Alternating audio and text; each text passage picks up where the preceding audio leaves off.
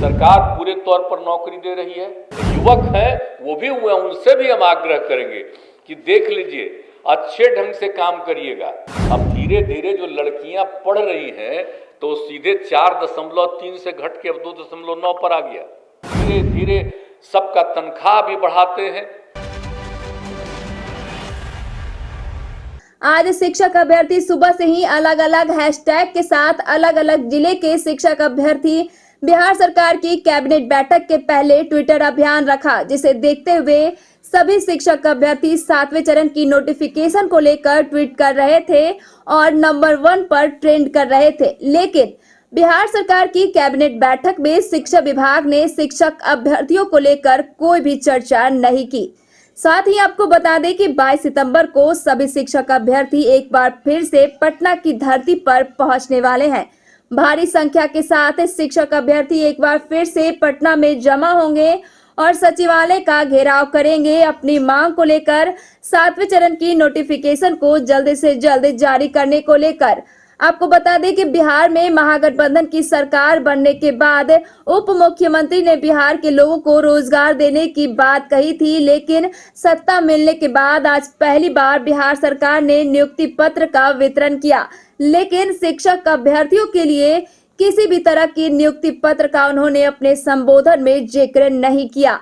कल तेजस्वी यादव ने बीजेपी पर तंज कसते हुए कहा था कि लाखों की संख्या में सरकारी नौकरियां देने जा रहे हैं, हमारा कमिटमेंट है, हम उसे पूरा करने जा रहे हैं। हमारी सरकार अभी बनी है, लेकिन बावजूद इसके हम लाखों की नौकरियां देंगे।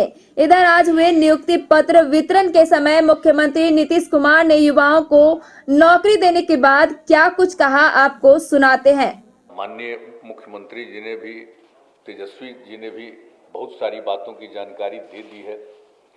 तो अब जो सबसे बड़ी बात है कि अब आप समझ लीजिए कि अब तो नई सरकार का आज 41वां दिन है और आज इतने बड़े पैमाने पर लोगों को नियुक्ति पत्र जारी किया जा रहा है। ये बात समझ लीजिए जरा सही।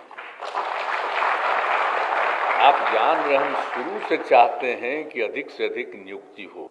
आई बिहार पहला राज्य है ना जी, जबकि पंचायत के चुनाव में, पंचायती चुनाव में और उसके अलावे नगर निकायों के भी चुनाव में हम लोगों ने जो दिया 2006 में, उसका 2007 में पंचायत को महिलाओं के लिए 50%, तो ये तक कहीं नहीं था, कुछ राज्य में बाद में किया।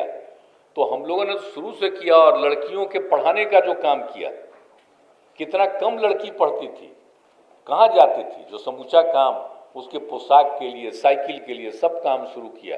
कितना लड़कियों में उत्साह है। और अब तो समझ लीजिए कि मैट्रिक की परीक्षा में अब लड़का लड़की लगभग बराबर हो गए।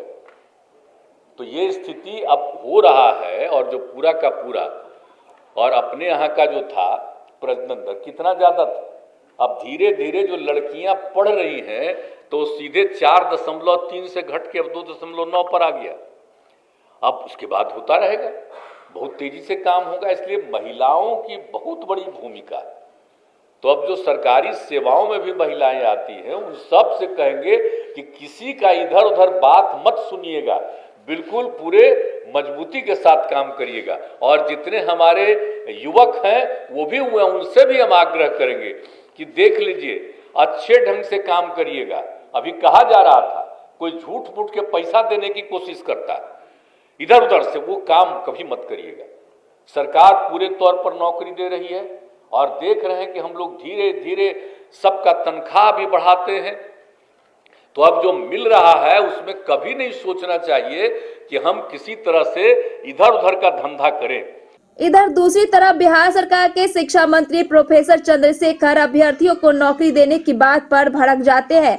उनका कहना है कि लाखों बहालियां होने में महीनों लग सकते हैं, इसकी कोई भी समय सीमा तय नहीं की गई है। इससे साफ जाहिर होता है कि शिक्षा मंत्री अभी किसी भी तरह की नौकरी शिक्षा विभाग को देने के मूड में नहीं है। हम ऐसा इसलिए कह रहे हैं क्योंकि शिक्षा मंत्री ने खुद अपने बयान में इन बातों को साफ कर दिया है।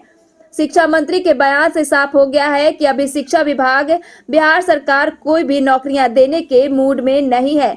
अब देखने वाली बात यह होगी कि आज कैबिनेट की बैठक के पहले ट्विटर अभियान भी बिहार सरकार को शिक्षक अभ्यर्थियों के लिए कोई भी निर्णय लेने को मजबूर नहीं कर पाई। अभ्यर्थी अब एक बार फिर से 22 तारीख को जन आंदोलन, महाआंदोलन और सचिवालय का घेराव करेंगे। अब देखना यह होगा कि इस आंदोलन का बिहार सरकार और शिक्षा विभाग के ऊपर क्या प्रभाव पड़ेगा।